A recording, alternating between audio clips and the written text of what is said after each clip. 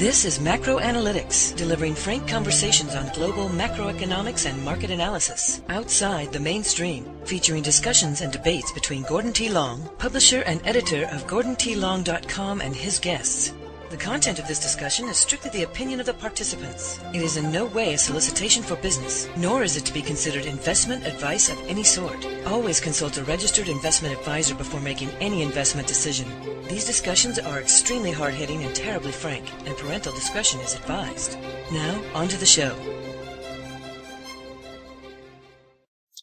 Good morning. I'm Gord Long with GordonTLong.com, and I have with me this morning John Rubino. John is the well-recognized author and publisher of the website $collapse.com and a frequent author of a number of books, including one called Dollar Collapse. Good morning, John. Welcome back. Morning, Gord. John, you've written a series of articles on how our democracies are becoming ungovernable. I believe you're up to 6 in that series, are you not? Yeah, and there's a lot more to do there. The examples of our inability to govern ourselves are everywhere. I feel the same way, and I touched on it in my thesis paper that I just put out called Statism. It really ties together a lot of the things we talked about last year in our roadmap that we had laid out. But in it, it really becomes clear how difficult it is to govern today in a democracy. That's why I thought it was important that we touch on this morning. Rather than going through each of the articles, we could just highlight messages from them. And I know you have a couple slides that I hoped you could take us through that to distill it for us. Yeah, the basic thesis is nothing mysterious. It's just that once a country's debt reaches a certain level, the interest costs on that debt become an economic headwind. You've got to pay that out, and that's money that you can't use for doing the things that governments normally do to placate their different constituencies and win elections and get things done. So you reach a point where everybody wants more. The government is unable to supply it, and so each new set of leaders that come in fail to live up to their election promises. The public gets disillusioned, and they kick those guys out. So elections become a revolving door. Nothing gets done, and the system kind of devolves into chaos because it becomes completely ungovernable. And you're seeing that all across the developed world right now. Everybody's over-indebted, and almost every election is a massacre of the incumbents and an installation of new people who then proceed to fail in the first couple of years of their administrations because there are no tools left to deal with this much debt. We've had a couple charts that we've shown where austerity is a great concept. People actually want it until it impacts them, then they don't want it. Every government that's tried to implement a program have been quickly and summarily replaced, at least throughout Europe. Well, now the reason for that is that for the past 2 or so generations, we've been able to print and borrow as much new money as we wanted to do whatever we wanted. So nobody in Europe or Japan or the U.S. Has been brought up on the idea that you have to prioritize and that you can't have everything and that you've got to decide what's important and then direct your money to those important things and leave the other things for later. We've basically in the U.S. built a global military empire that costs $1 trillion a year and a cradle-to-grave welfare state that costs $1 trillion a year and consumed imported electronics and cars and other things at a level that's far beyond our incomes. And we've done it for the past 20 years, all on borrowed money. I would say even longer than that. You mentioned the military. Previous war, Second World War, there was a tremendous amount of give that the people had to sacrifice at a time of war, raising money through war bonds, going without, rationing, etc., all part of the mechanism. When we got to the Vietnam War, it was the very first time where, in fact, taxes did not go up to pay for the war. We started accruing debt, and what eventually that and the Lyndon Johnson's policies subsequently forced us off the gold standards. To your point, we stopped having to prioritize. We said we could have it all. We could have the just society. We could have the wars and a standard of living, and we just incurred more debt. That was, 1966, 1970? And it's gotten much worse then. I strongly echo your point. So we're spoiled. Yeah. We're spoiled beyond the point now of even recognizing that we can't have it all. Yeah, see, the thing is, you can get away with this for a while, just as a family can max out a couple of credit cards and live well and not have it impact their finances. By the time you get to the third or fourth credit card, you've got some serious interest costs that you've got to deal with, and that changes your ability to live well otherwise. And so we've gotten to that point as societies now, where we really do have to cut back. But cutting back on anything makes a constituency that has come to depend on that thing, whatever it is, mad. And so you have these chaotic elections where nothing really gets done, nothing is resolved, and all that really is resolved is that we're going to borrow another couple of years worth of money to get through to the next election. And so it's getting worse and worse around the world. Japan is a phenomenally scary situation there, and the U.S. is a nightmare. What we've been able to do in the U.S. is basically hide our problems.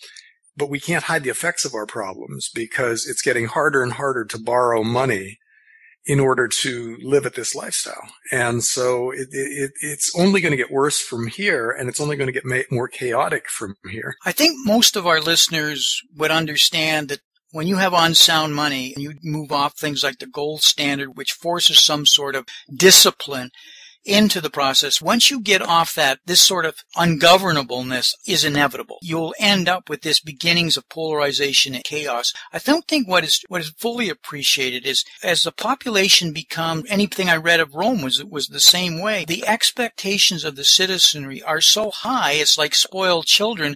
The politicians can't do anything right. And where I'm going on this, what happens is there's a crisis of trust. What happens then is the people don't believe that the politicians are listening to them, are effective, are doing the right things. What happens is the politicians have put themselves in a position where there's almost nothing they can do without serious and dramatic change that the people won't even listen to. So the point is that the trust starts to break down, and when trust starts to break down, there's a confidence that's lost. And when there's confidence is lost, then there becomes uncertainty and cynicism gets in. And when that starts to get in, people stop. They don't have the confidence to invest.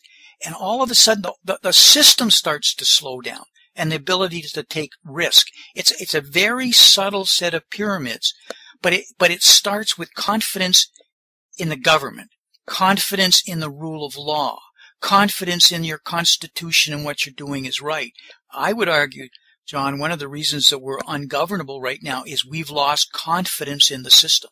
And the system, I believe most people can't see any solution in front, those who understand the problem. Yeah. Well, I would argue that us borrowing too much money is the reason that we're losing confidence in the system, because it no longer works because it owes too much money. This is going to manifest in a lot of really negative ways going forward. And one of them, like you said, is business investment. To build a factory today is really a 20-year proposition. You put down a lot of money right away, and you need to know the conditions are going to be predictable for the next 20 years for you to get your investment back. And the less predictable conditions become, the less likely you are to plop down a lot of your capital in order to build this factory. And so therefore you get fewer jobs going forward, and the system gets even worse going forward and even harder to manage. You and a lot of your listeners get this, but it doesn't seem like a lot of people in general get this yet.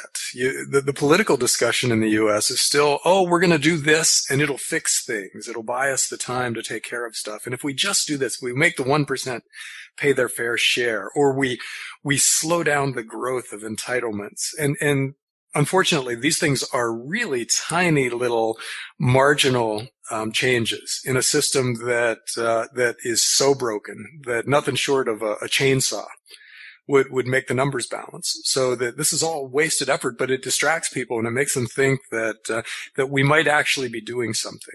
All the debt ceiling argument and the fiscal cliff and all the similar arguments that are going to take up the next 2 years before the next election.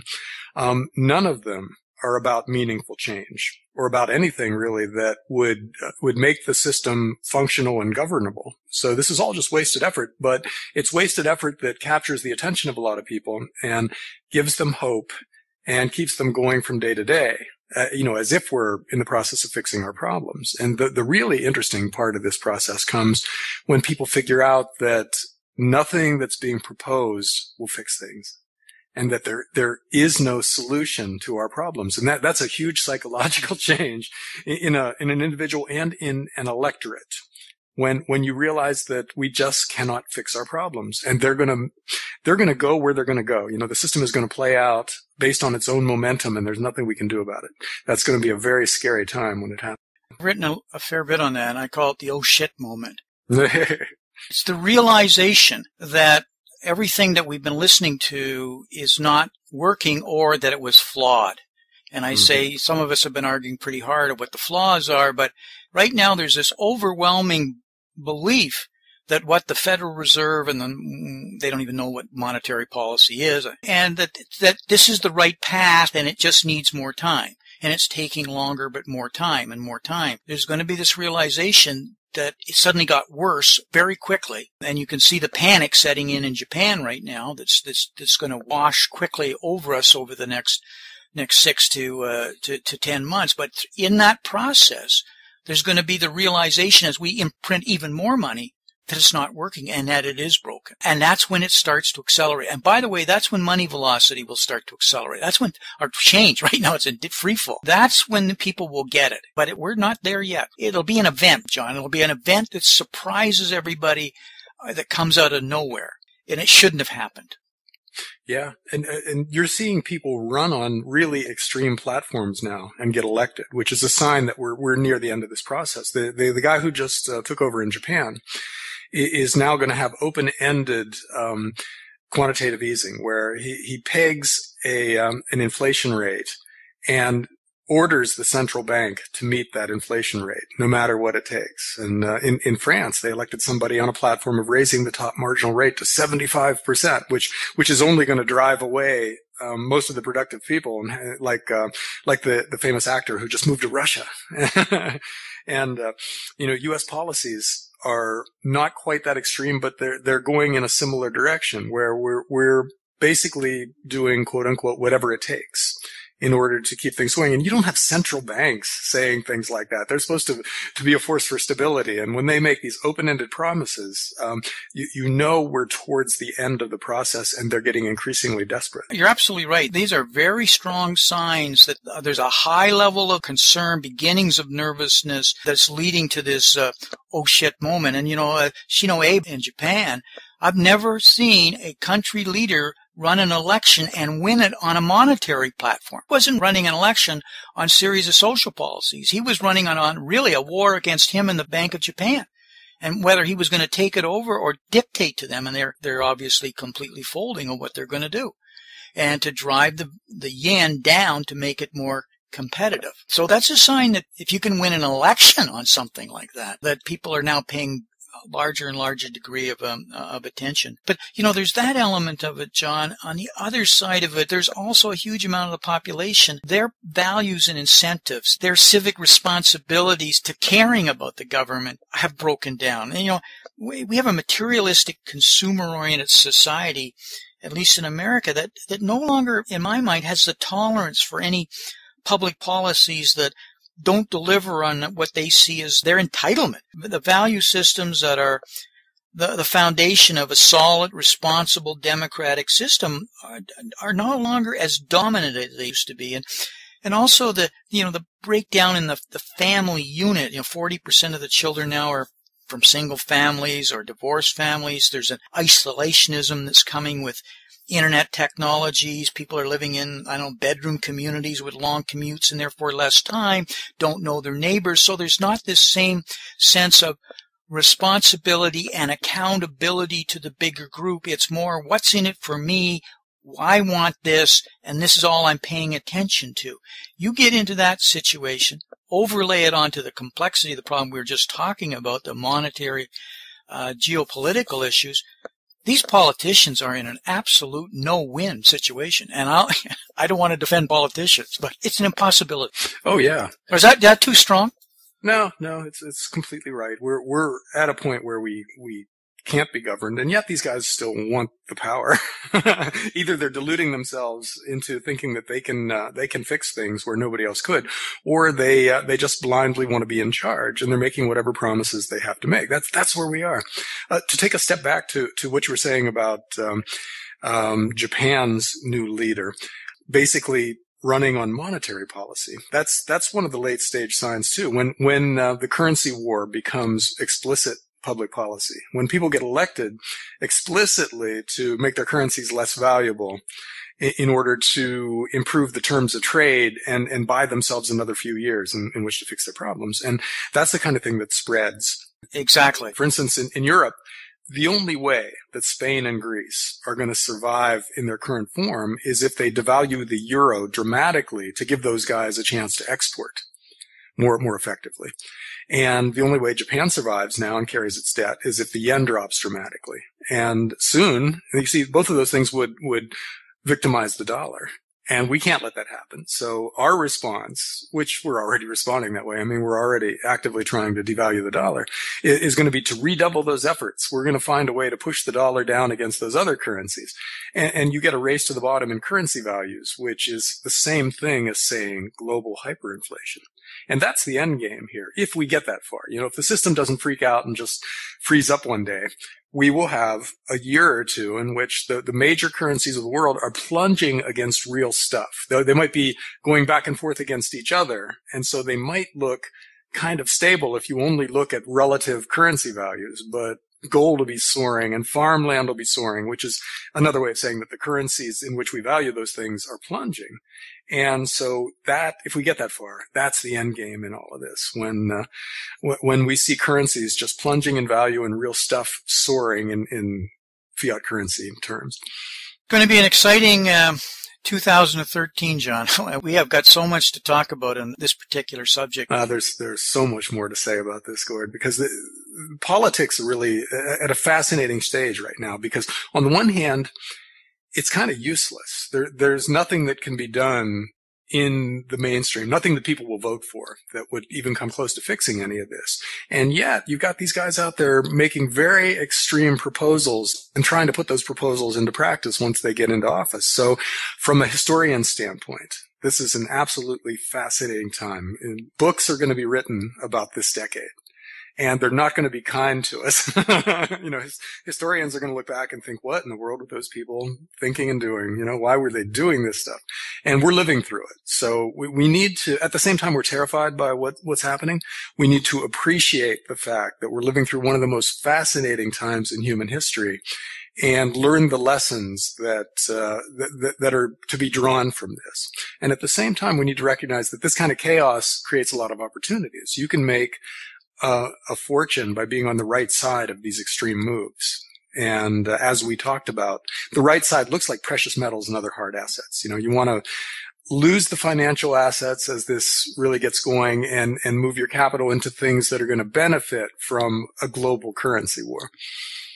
I think what is important too, John, is to recognize when you get this kind of crisis sense or chaos or the degree and the heft of some of these problems, what you have is change trying to happen. You need to sit back immediately and say, there's something that needs to change and become different, because our society is always growing and advancing. And sometimes you have to take one step back to take two steps forward. So it says, what is it that's causing so much of this problem? Without question, bad funding and unsound money is at the core of where we're at. But part of the issue, too, is we went into a world of globalization, which wasn't planned. It evolved, and it's happened at a tremendous speed, and it's happened with a tremendous advancement in technology in parallel with the Internet.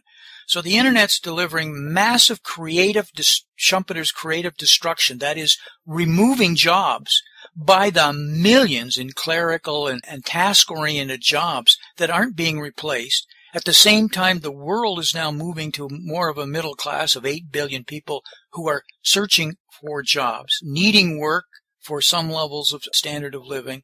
And yet at the same time, the financial systems are so interconnected that we've talked about this before, they're fragile, they're not robust, and anything can and will break in these situations. The complexity.